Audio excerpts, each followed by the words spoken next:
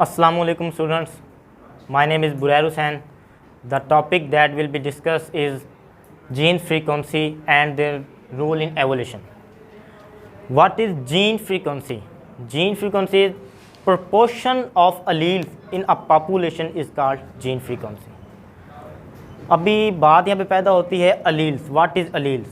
Allele is a pair of the genes having contrasting character of alternative form of the same gene. This is called allele. मैं आपको example दूं कि यहाँ पे एक capital T है, एक यहाँ पे स्मॉल टी है, ठीक है। ये कैपिटल टी जो है ये डोमिनेट है, ये कैपिटल टी जो टाल कद को शो कर रहा है और स्मॉल टी जो है स्मॉल कद को शो कर रहा है, ठीक है। तो ये है डोमिनेंट टी, कैपिटल टी, जो स्मॉल टी है ये है रिसेसिव टी। या फिर आप यूँ कह लें कि प्रोपोर्शन ऑफ अ जीन या फिर percentage wait is called gene frequency. Let's suppose अगर मैं आपको बताऊं कि एक गार्डन है, एक गार्डन में पी प्लांट है। क्या है? P plant.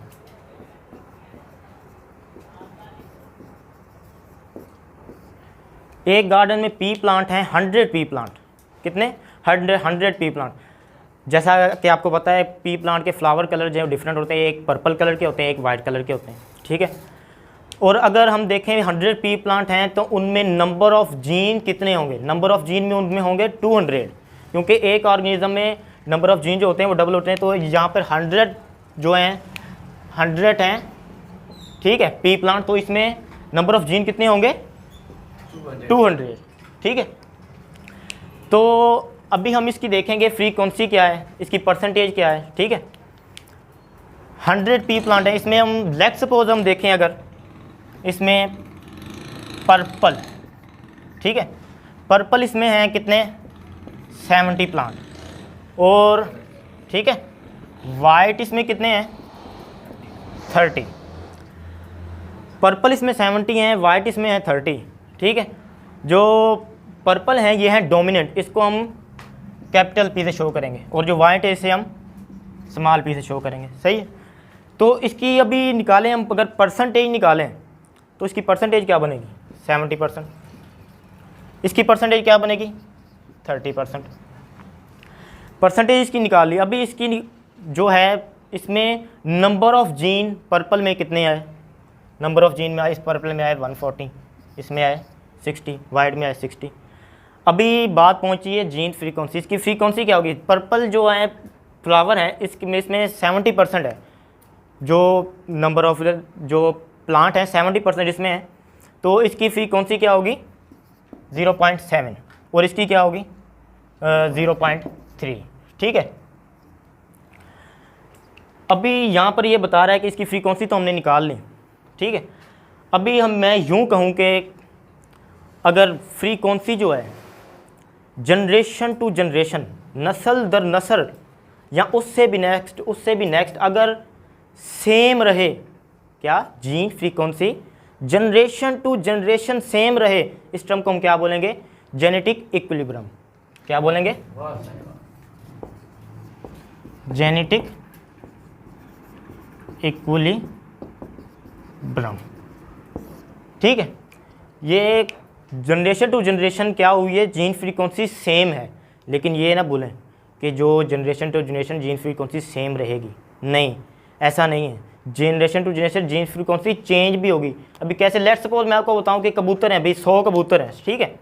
100 कबूतर हैं, एक हैं प्योर वाइट कलर के और एक होते हैं मुख्तलिफ कलर के, जैसे आप बोल रहे रंग बिरंगे, ठीक है। तो वाइट कलर के जो हैं हम वो 100 कबूतर में से 30% लगा लें हम वाइट कबूतर, तो जो रंग बिरंगे हैं वो हैं बाकी कितने? 70%।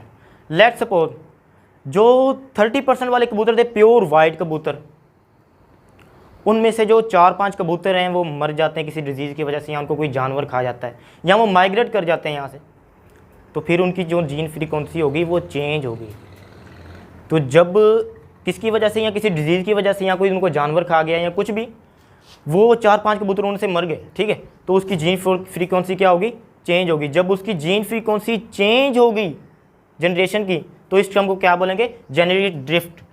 इस टर्म को हम बोलेंगे जेनेटिक ड्रिफ्ट, ठीक है। अभी जेनेटिक ड्रिफ्ट, जीन फ्रीक्वेंसी का नस्ल दर नस्ल चेंज होना। जीन पूल क्या है? जीन पूल क्या है? All of the genes present in all of the members of a particular species is called gene pool. ठीक है, अगर नहीं समझ में आए तो हम यूं कह लें कि हम अगर एक जीन लें तो वो सारे ऑर्गेनिज्म में भी हो, this is called gene pool. ठीक है, तो अगर एक ऑर्गेनिज्म में जो नंबर ऑफ जीन है उसकी जो तादाद है उसे हम क्या बोलेंगे? जीनोम। जीनोम, ठीक है। The total sum of the gene in a body is called genome. ठीक है, तो अगर हम यहाँ पर बताया गया है देयर रूल इन एवोल्यूशन, जो बता रहे हैं जीन फ्रीक्वेंसी की जो एवोल्यूशन है, चेंज है, इसमें क्या है? तो साफ आपको बताया गया है जेनेटिक ड्रिफ्ट कि इनमें चेंजिंग भी आती है। ठीक है, जिस जनरेशन टू जनरेशन जीन में चेंजिंग ना आए उसे क्या बोलेंगे? Genetic equilibrium. और जिस जनरेशन टू जनरेशन में जेनेटिक चेंज आए, जैसे मैंने आपको मिसाल दी, 5-6 कबूतर मर गए या माइग्रेट कर गए, ठीक है, तो उसकी जेनेटिक जो जीन फ्रीक्वेंसी है वो चेंज हो जाएगी। तो इस टर्म को हम बोलेंगे जेनेटिक ड्रिफ्ट। ठीक है, तो आज का जो हमारा टॉपिक था वो यहाँ पे हुआ कंप्लीट। आई होप कि आपको समझ आया होगा। Thank you very much.